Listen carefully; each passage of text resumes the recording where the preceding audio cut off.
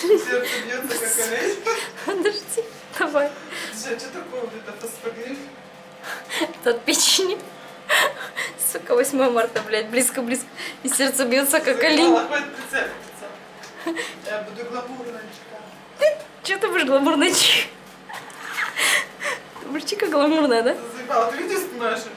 Я тебя на фото снимаю, блядь. Я просто разные кадры делаю. А, в смысле, я вспышки жду.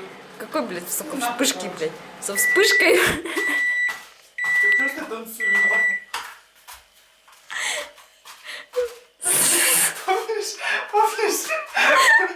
Помнишь возле скорохода, блядь, когда...